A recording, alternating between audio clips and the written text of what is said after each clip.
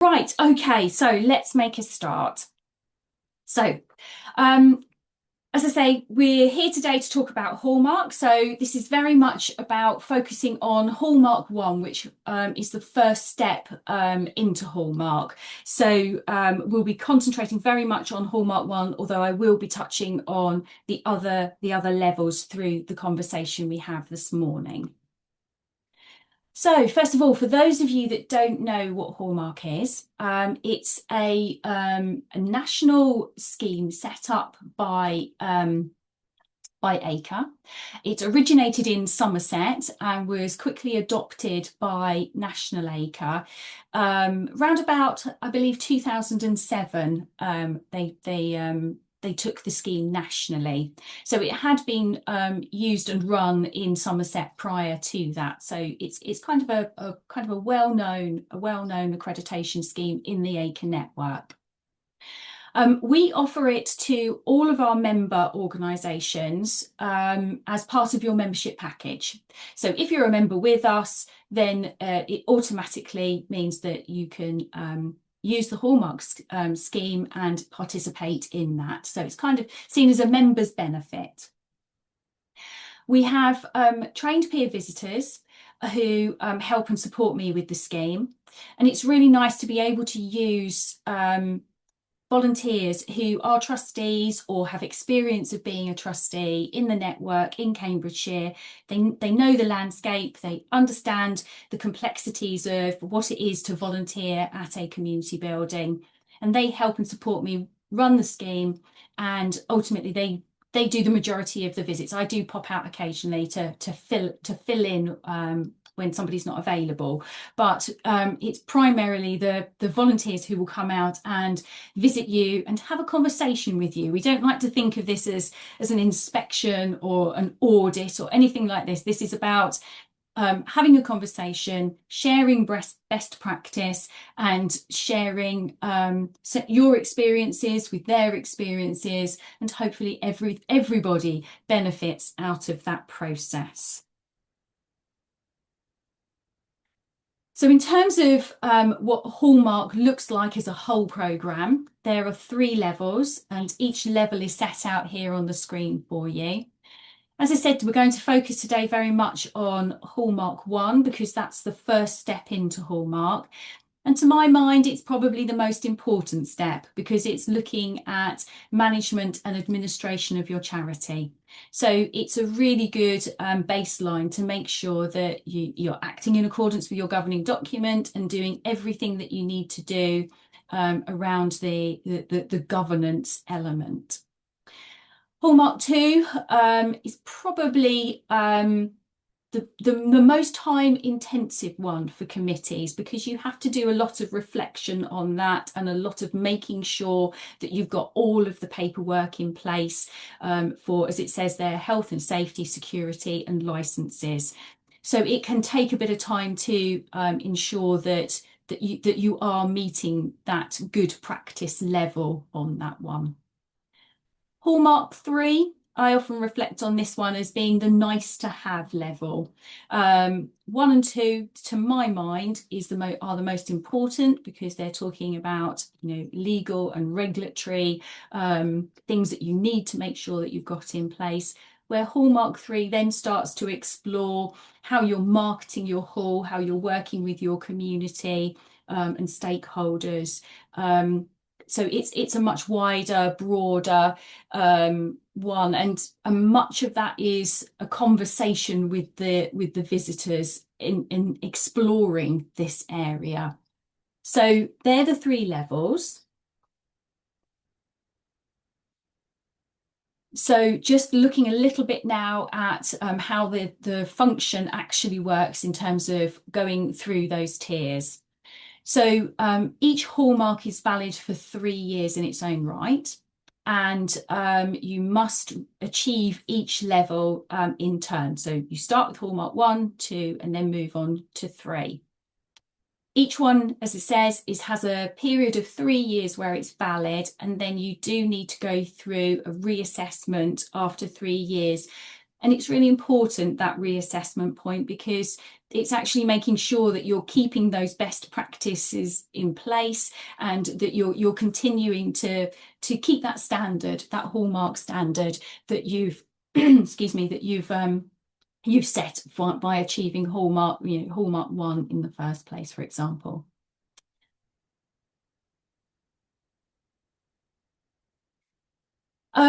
So you're probably asking yourselves, why should we participate in this? So I've kind of put down some thoughts of my own, but also things that have been fed back to me over the years that we've been running this scheme, that people have said that it's helped and benefited them in. So quite often halls will say to me they have a struggle in terms of recruiting new volunteers to become trustees. Huge concerns from volunteers about legal responsibilities and the regulations that are put in place and the red tape and how difficult they feel that it could be now. One of the things that Hallmark does is it does set that benchmark really for people coming onto your committee to say, yes, we are a good practice hall, and we do have everything in place that we need to have in place. So it's that reassurance for people joining the committee that you're a well-run organisation and that you know what you're doing. Having said that, the majority of halls are well run and well managed in Cambridgeshire. So this is about rewarding you for good management. This is about you being able to say as trustees, we're doing a good job. Look, we've achieved the Hallmark standard, and we're maintaining that for our community. When trustees have been through the Hallmark process, many of them have come back to me and said how it's raised their confidence personally. I can set an example of actually the person concerned, Sue Chase, spoke at our conference our last conference back in March, about how it boosted her confidence as she recently she became a chairman of her committee quite unexpectedly. And then embarked on the Hallmark process. And she said that it boosted her confidence and her knowledge, and reassured her that she was carrying out the role well. So it does have that benefit to it, that it can be a supportive process, because you're having people, external people, coming in and supporting you and helping you. And making sure that you're doing everything that you need to do. So it can be supportive in that way for you too. You can use the Hallmark promotion, to help you promote your hall in terms of advertising and marketing. It's probably not that well known with users about the Hallmark standard, but you can explain to them that you've achieved this accreditation. You have benefited from ensuring that you are reaching that standard of good practice in the network. There are insurance companies that offer reductions on their premiums. I know Allied Westminster does, and I know Norris and Fisher do. So it's always worth asking your insurance company if they do offer a reduction in their premiums. I believe it's Allied Westminster. I'm pretty sure actually it's Allied Westminster that have a tiered benefit. So the higher you go through Hallmark, the more benefit that you will reap from that. Funders, again, it's a good thing to have the Hallmark quality standard. You're showing and demonstrating to funders that you are a well-managed organisation. So anything that can help you with your funding applications to show that you are well managed, it has got to be a good thing. Right, okay, so let's move on to how you prepare for Hallmark. So this is kind of my suggested route. I would suggest that there is a discussion at your committee. You might be here today as one trustee thinking, this is a good idea for our committee, but you do need to make sure that you've got the backing of the whole committee. You need to make sure that everybody has bought into the process of embarking on Hallmark, and that it's not just one person on the committee that is taking this on and doing it. It really does need to be everybody participating in the process. and understanding, why it's important and why you're doing it. Once you've done that step and you've got everybody on board, contact us and we'll register your interest in the scheme and provide you with the checklist. And it is a very simple checklist that you just need to go through. And we'll look at that checklist in depth as we move through this. So you work your way through that checklist as a committee, making sure that you can achieve each point that is shown on the list. And it might be that you delegate some of those things to other members of the committee. It might be that you have a subgroup that specifically deals with it. Entirely up to you how you manage that on your committee, but you really do need to make sure that each point you've got some sort of background information against each point so that you know that you can achieve each point. We are very much on hand to discuss areas of concern where you think that you need support. So you can come back to me. We can talk about policy development. We can talk about governance and areas that you might need to improve as part of this process. And then once we've kind of worked all through that and you've ticked it off on your checklist, then it's a case of then moving on to other bits. But we don't want you to feel that you're just off alone doing this on your own and that there's an assessment at the end. We're very much here to help and support you through the process. And the point of Hallmark is what we want to see is we want to see that these practices are embedded in your committee and part of your everyday practices. So we don't want you to just adopt a policy and then go straight for the Hallmark accreditation. We want to see that whatever policies you have adopted as part of this process are embedded and that you're acting to those policies. So, we're talking here about a process that's going to take a little time, and it's about the committee growing as you go through that process. So the second line down there, once you're confident as a committee and that you can meet all the checkpoints, you then come back to me and we arrange a visit with our visitors, and then we can start building what that visit will actually look like. We do ask for some paperwork in advance, and the reason we ask you to email paperwork through in advance is so that we can have time to consider that paperwork, so that the visitors have got time to review that paperwork, to study that paperwork, and then they can then help and support you when they come out to the visit and have that conversation with you on the day of the visit. It's kind of twofold. It reduces the amount of time that we're kind of sat round the table with you on the day, because we've been able to do that advanced reading. But it also allows us to come prepared so that we can have that conversation with you and that we understand what your facility looks like and what your facility does. The last box there, so 2 visitors will attend.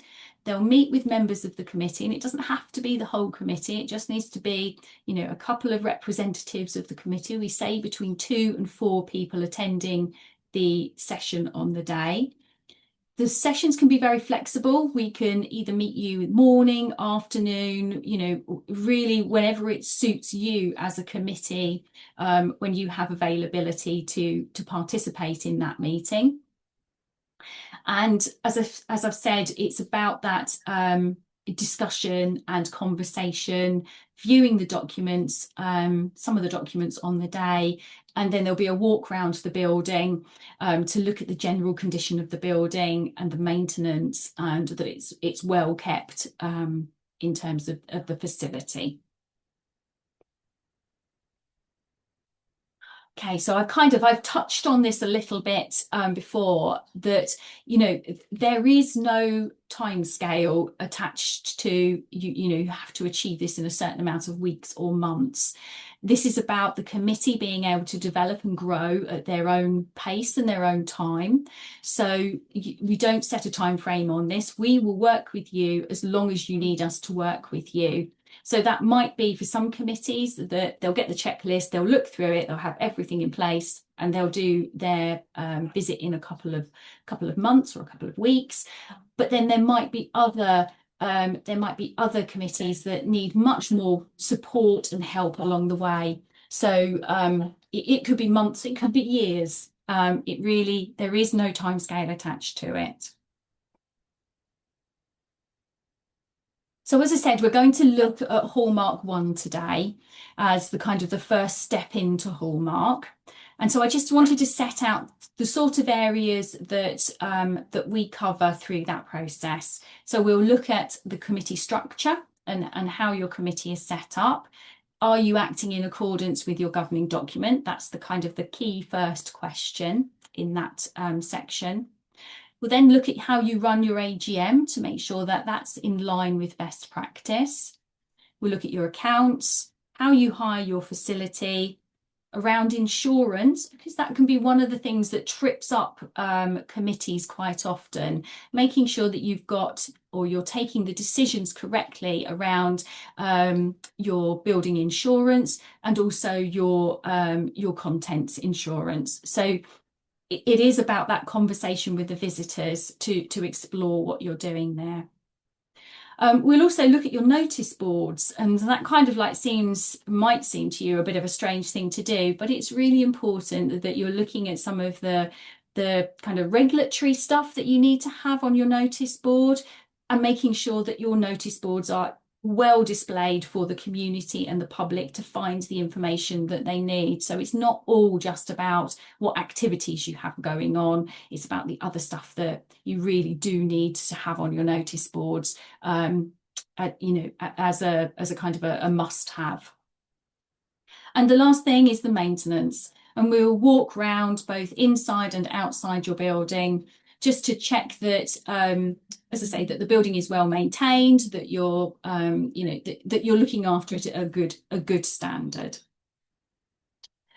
So what we're going to do next, I'm going to stop sharing these slides, and then I'm going to share with you.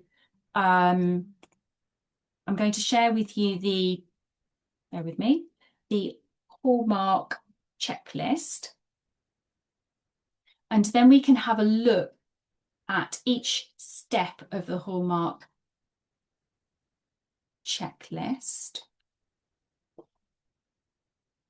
Okay, so can everybody see that okay? Yeah? Yeah, good, thank you. Right, so the checklist is issued to obviously anybody who inquires. You can also download the checklist from our members network. So if you're a member of our organisation, you have access to our members network platform, and you can download the checklist there at any time. So we'll just run through each of the checkpoints. Please do. I can only see a few of you, so I can't necessarily see hands going up at the moment. But if you jot down, if you've got any questions about any of the checkpoints, we can pick them up at the end and we can kind of discuss them further. So Lisa, it's a bit small. Is it possible to make it? Sorry, yes, I can certainly make it bigger for you. Is that better? Thank you very much. Yeah, good. Okay. Right. So the first checkpoint, as I've already said to you, that we would look at would be the governing document.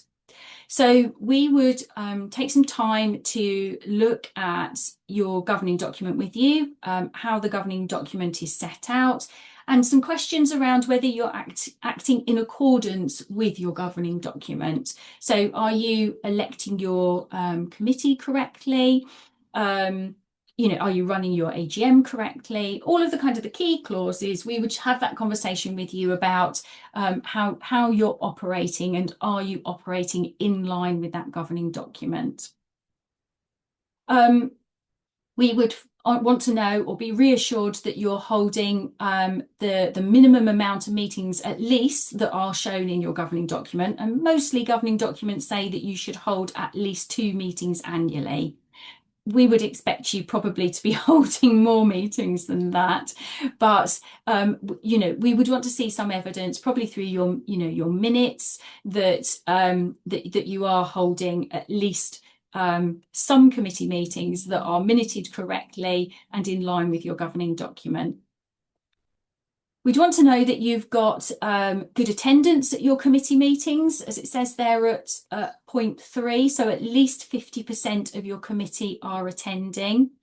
And have a conversation with you really about, if trustees aren't attending on a regular basis, what are you doing about that? What conversations are you having in order to try and encourage people to either attend, or, whether they need to step away from the committee and new trustees need to be elected. So it's about ensuring that there is good attendance, because one of the things that I often remind trustees, that if they do fall into the position where they're not attending their committee meetings, is that they are responsible. Once you're a charity trustee, you will be responsible for the decisions that are taken, even if you're not in the room. So if the committee has made a decision to do something, you're not there, whether you agree with it or not, you're going to be held responsible for those decisions because you are a charity trustee. So it's really important that you're taking part in the meetings and being involved and engaged in the charity that you said you want to be a trustee for. So we will look at minutes and make sure that minutes are, kept in a good order, so that, they are easy to understand, that there's actions against items that obviously need to be concluded, that there are kind of things, the basic things like the minutes are being signed, items are being numbered, pages are being numbered. We'll look at all of those kind of things to make sure that the minutes that you're producing are following best practice. And we can always help and advise you before that visit if you need to make any amendments or adjustments to any of the processes and procedures that you're doing. So another thing, point 5 there, one of the things that we'll be looking for is we'll be looking for a list of committee members. Now, we won't want you to provide for us all of the personal detail that you might be holding, but what we do need to see is how you're managing that process, because you should have a list of everybody on your committee, and that list should tell us how that person joined the committee. So were they elected? Were they a representative member? Were they co-opted? How did they join the committee in order to become a trustee of your charity? So the list should have the name of the person, how they joined the committee, and you probably internally will need a lot more detail than that. So you may hold their telephone numbers, their address, other pieces of information. We don't need to see the personal information, but we do need to understand how you are actually maintaining that list and making sure that you have got a record of every member of your trustee committee, when they joined the committee, if they've resigned from the committee, in that year, for example. So if you wanted a template for that, if you don't have that in place already, we can provide you with a template which you can then work on to adapt to meet your circumstances for your committee. So point 6, we would need to see that there has been, and there are different ways that committees do the declaration, the signing of the declaration, but we would need to see the fact that each of your trustees has signed a declaration form, and that has been recorded in the minutes of the AGM or the first committee meeting after the AGM, that each of the trustees have accepted their role as a trustee and signed their declaration form. So we would be looking for that information. And we would probably do that on the day of our visit and not request that in advance. So evidence of organisations that are allowed to appoint, and this doesn't apply to all, it doesn't apply to all charities. Some of you will have village halls where you have representative members. Some of you will just have elected and co-opted members. So this obviously this point would only apply to those that do have the section where you appoint representative members. So we would want to understand the process that you go through as an organisation in order to inform your organisations listed in your governing document, you know, inviting them to appoint somebody to sit on your committee. And we would want to see how you carry out that process right up to the point of your AGM and into your first committee meeting of the new year. Checkpoint 8 is very much around how you induct and inform your new trustees about their role. So the only point that we ask for here is that you're providing the new trustees with a copy of the Charity Commission's document CC3, the Essential Trustee, and also our ACRE information sheet. But I think there is a wider conversation there that as myself and visitors can have with you as a committee, because this is very much about what does your induction process look like and how do you invite people onto your committee and how do you ensure that they're welcomed onto the committee and can fulfil their role as a trustee comfortably. And that might be that you adopt an induction pack for your trustees, which includes a kind of a welcome document. We do have a template for that we can share with you if it's something that you want to put into place already, if you don't have one. But it really is that conversation about, you know, how are you inducting your new trustees to become a full member of your committee and ensuring that they understand the role they're undertaking. So after that general kind of governance view, look at governance, we then move on to the annual general meeting, and very much a conversation about how you run your AGM, but we'll also want to see obviously the documentation that goes along with that. So you know, how are you preparing for your AGM in terms of inviting representative members, advertising your AGM? Is it in line with your governing document? So through conversation, through the documentation that you have, we would have that that look at the process that you follow. So that's really kind of 9, 10, and 11. We would ask to have a look at your annual report, as it says there, and see if there are all sorts of ways that you can deliver an annual report. We do provide a template document if you wanted to use our template document, but you don't have to use the template document. And we appreciate there are all different types of level of annual reports that are completed by village halls. Me personally, I like the template that ACRE provide because it gives a really full picture of your charity.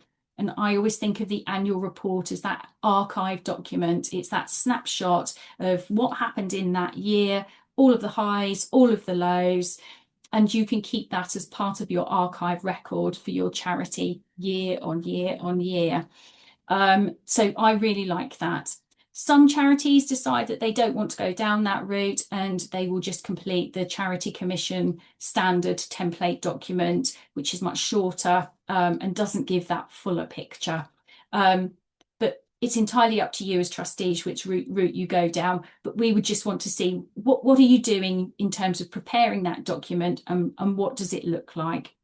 And remembering the kind of the key points of when you're preparing for your AGM, you should sign off your annual report and accounts as a committee at least before the AGM takes place. So as part of your preparation process, you're factoring in a committee meeting where you sign off both the annual report and the annual accounts in preparation for your AGM, where the committee are then presenting both those documents to the public, because generally it's your only public meeting of the year.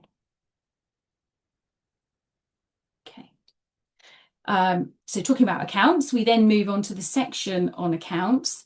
And this is where we would look that you've got policies in place for your financial procedures, and importantly, the reserves policy, because as you probably are aware, it is a must by the Charity Commission that you should have a reserves policy in place, even if you don't have a financial procedures policy in place.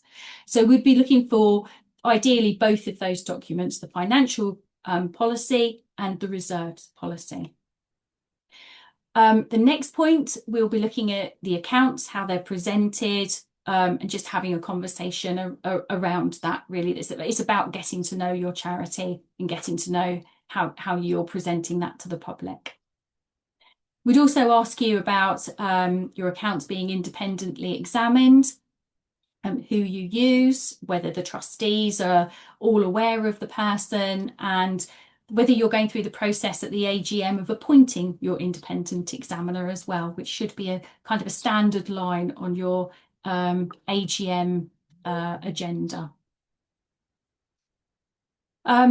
We then look about the accounts being approved and signed by the trustees, as I've already said, prior to their adoption at the AGM.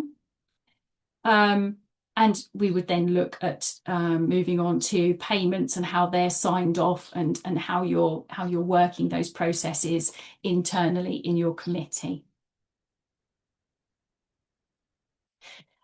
We'd also have a conversation with you about how you're managing your finances. One of the key things that charity trustees need to be aware of, it's not just the treasurer's responsibility to make sure that your charity is financially sound. It's collective responsibility. It's everybody's concern. So we'd want to be having a conversation around that to make sure that the entire committee are participating in that understanding, and that they all know financially how the charity operates. We would then talk to you about how you're recording your financial transactions. Some committees still work on hard copies, some have online systems. It really doesn't matter. All we want to do is just talk to you and understand about how you're carrying out that process. Moving on to hiring. We would be looking at the hiring agreement, what the contents are in that. Again, we do have a model acre document. It's not essential that you have it, but we would want to make sure or reassure ourselves that you're including as much of that as possible in terms of what is best practice to make sure that you're fully covered and protected as trustees. So we would have a look at that hire agreement with you. We'd want to make sure that that the arrangements for hiring the facility are very clear to hirers. How do they access the building? What are the instructions like in terms of hiring? Is it obvious and easy for a hirer to understand not only the heating and controls and what you have to physically do, but also we would have that conversation about emergency access. How easy do you make it for people to understand about health and safety? Where's the emergency assembly point? All of those kind of things. How do you communicate that to your hirers? And again, so a lot of that can be done through conversation on the day of the visit, but it's just about evidencing, how we understand, what you do with your hirers on a day-to-day basis. So the next checkpoint is organised payments, and we would talk to you about the procedures that you have in place around payments. So again, this checkpoint 4 here is about that understanding that all committee members are very clear about the processes and practices that you follow, because it goes back to that collective responsibility. It's not just one person that should be responsible for this. It's that all trustees understand the principles. And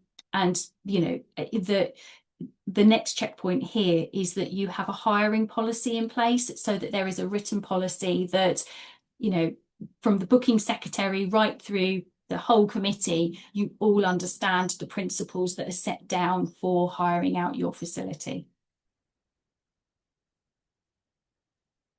Moving on to insurance, we've sort of set out there the types of things that we would look at and we would talk to you about.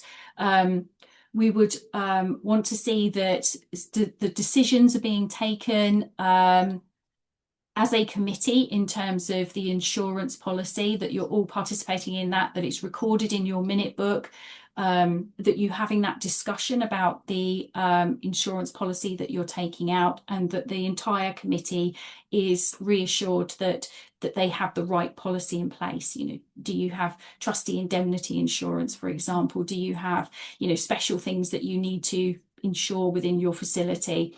So it's about us seeing the evidence in the minute book, but also talking to the trustees and understanding the process that you go through, and that it's not just the treasurer of the committee who is taking these decisions on themselves to purchase whatever insurance policy they feel, but it is coming back to the committee, and the committee are having that discussion and debate.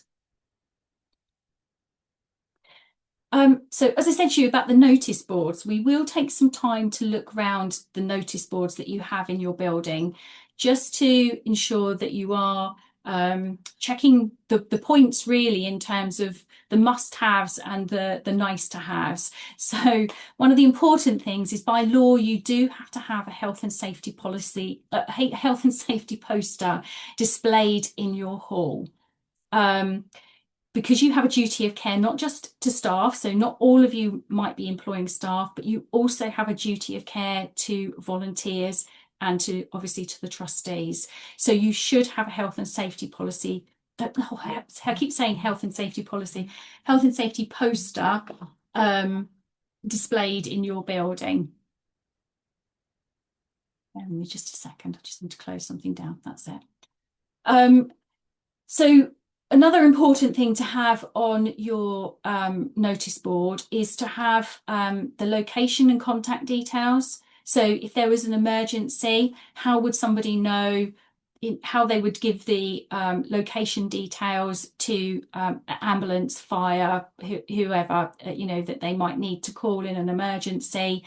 And also the contact details of a trustee, to make sure that the trustees can be informed as soon as possible if an emergency should take place. So that should be very, very clear on your notice board in terms of how a hirer would make that contact with you.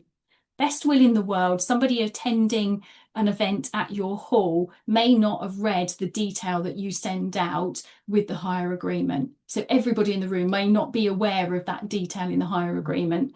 So you might be including it in your hire agreement, but it's really important that you display it in your hall as well. And one of the things that we do suggest you use is what 3 words.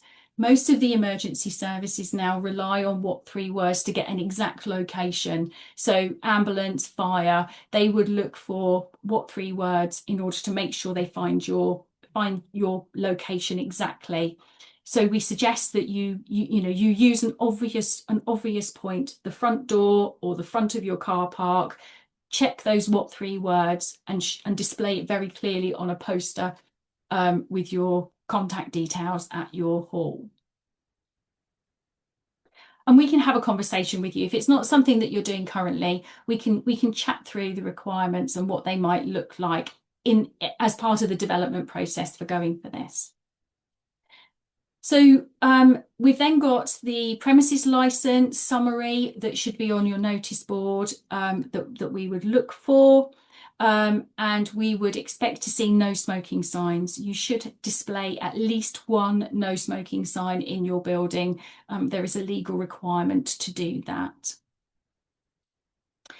And then very lastly, we would then do a general kind of, we're not there to check up on every element of maintenance, but what we would do is we would walk around and do a kind of a general check. So we'd look for, is it litter free? Is the building presented nicely? The guttering's not hanging off the wall, etc., etc. So we would do a walk around externally and internally, just to make sure that the building looks well cared for. We do have information sheets that help and support each stage of the Hallmark process. So you can reflect on the ACRE information sheets. If you're a member, you'll have access to all of these documents anyway. I'm just going to whiz back to the top of this document and just point out to you, you might have seen as we were going through, there are some bold items and then there's some items that aren't in bold. And there's a note at the top here which says that all of the bold items must be achieved, and then 70% of the non-bold items must be achieved in order for you to pass the Hallmark standard. So we would expect you to be acting in accordance with your governing document, obviously, and all of these ones which are in bold are a must in order for you to achieve Hallmark. So the others are simply, we want you to be working towards them. I do visit halls that have every single one of these checked, and they've completed the entire document. But what we're looking for accreditation is the ones in bold as an absolute minimum. Okay, so I will stop sharing. I'll stop sharing that. So does anybody have any questions or concerns about the process that I've set out so far? No, you're all very quiet. Okay. Right. So the other thing I wanted to say to you was if you didn't want to go down the Hallmark accreditation route, one thing that I have developed is I've also developed just a general checklist. So if you felt that that you didn't want to do you go through the formal process of having the visit and engaging in that process kind of full time with us, what I could do, and I'm just looking in my files to share it with you. So there is, and I can share this table with everybody after the session today, but I've put together, let me just share.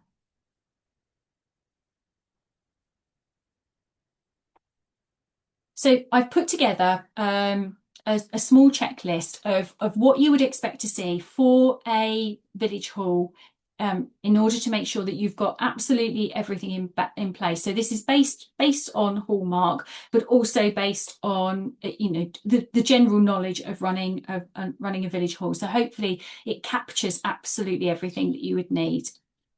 So covering, the governance, trustees' duty, that you should have 3 trustees in place at least as a minimum. All trustees understanding their legal duties. So it really just kind of captures all of those key points that that you might want to know as a committee. And really, you could share this with your committee just to make sure that people are aware of everything that they should be considering as trustees on the committee. So I'm very happy to, I don't want to go too fast, but there we go. I'm very happy to share this document with you after the event if you think it would be useful as an alternative to the Hallmark process, because I appreciate, as you've already expressed on the whiteboard, that maybe not all of the committee will be brought into doing the Hallmark process and going through the accreditation process, but as an individual yourself, you want to make sure that the rest of the committee are aware of kind of a baseline of what you should be meeting as a village hall. So I'm very happy to share that document as well as a kind of alternative. Right, okay. So are there any questions from anybody or any feedback that you would like to give at this stage? I think the checklist will be really helpful, Lisa, actually, just, whether or not we do it, I think it would be a useful starting point just to say, here's a baseline. Exactly. So I think that'd be a good A gen accompaniment. yeah, it's almost like a gentle step into it. And then Yeah. when you think that you've completed everything on that checklist, then you might think, actually, we're not that far away from doing Hallmark anyway, so we Why may don't as we well just do do it. it? Yeah. But you do need that buy-in from all of your committee, really. It isn't just for one person to do on their own. Yeah, Lynn. Can I ask, because we are a church hall and our trustees are the PCC, we are slightly different Yeah. from everybody else. How would that affect us going forward? Yeah, so I'd have to have a look at your governance model to make sure that you kind of fell in with certainly with the Hallmark criteria, because it's certainly written for village halls and community buildings. Because excuse me, because Hallmark 1 does concentrate very much on the governance aspect. But I can have a look at your governance, see if it does fall in line with certainly with the checklist. But as an alternative, you could do you could do the simple checklist that I've set out, because the principles of a charity wouldn't be any different from yours to the checklist that I've just shared with you.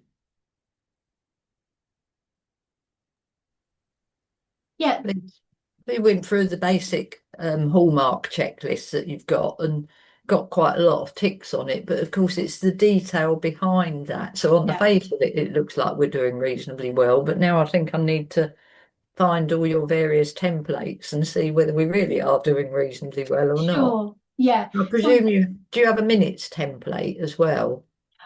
Yes, I can certainly help and support you with that. I think probably the easiest way to do it is probably for if you were to email me a copy of your minutes, I could have a look at it and then we could judge from there. You might not actually be that far away Yeah, from, you know, because minutes is very much about a style and not everybody will do it the same.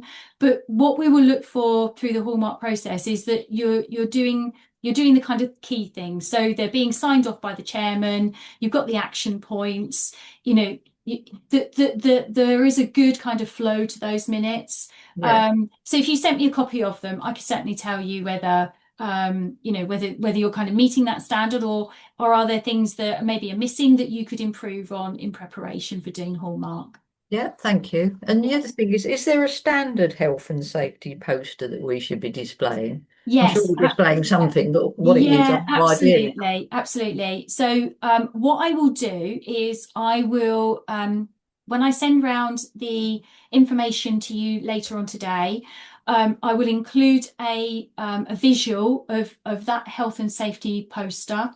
And it isn't a nice to have. Every village hall should display a health and safety poster in an obvious place. So it should be in your foyer on your notice board. I do know there are village halls that display it in their kitchen. Ideally, it should be on your notice board so everybody has access to it and can see it. Yeah, I'm just not sure if we've got the latest version of whatever, so it'd be good to Yeah, see. sure. Okay. Yeah, No, that's not thank a you. problem. I have come across halls that like hide it in the cupboard and they pin it on the back of a door in the cupboard. And ideally, that's not a great place to have it. If you could have it on your notice board, that would be fantastic. Yeah, Okay. Lovely. So, having had the conversation this morning, just a quick indicator from you. After you've heard about the process, how many of you today think that you would consider going for the Hallmark process? Just a quick show of hands. Well, that's fantastic. Brilliant. Lovely. I'm really pleased to hear that actually. It's it's really, you know, it's great to hear that there's new halls wanting to engage in the process and be part of the process. The halls that we have participating already, and we have around about 20 halls participating already, have been on our books for quite a long time, and many of them are now on their third review. So it's once they've got the hallmark, it's something that they've maintained over many years. So to know that we've got new halls coming forward who want to participate in this scheme is really good and really comforting for me. So I'm really pleased about that. Right, well, if you don't have any more questions for me this morning about the process or what you need to do to prepare, just to let you know that I will send you a copy of the slides. I will send you the Hallmark checklist for Hallmark 1. I will send you the checklist that I prepared, which is kind of a general checklist, just in case you want to just do that as an alternative to Hallmark, just to make sure that you are in line with good practice in everything that you do. And I will send you, and I better make a note of this actually, a health and safety poster, because that wasn't on my list. So let me just make myself a quick note, health and safety. I will send you a visual of what the health and safety poster should look like, so you can make sure that you've got that displayed in an obvious place in your buildings. Okay. Well, thank you very much, everybody, today. I really appreciate the time that you've taken to spend with me this morning to discuss this subject. So thank you. Thank you for an Thank you, Lisa. informative up morning. No problem.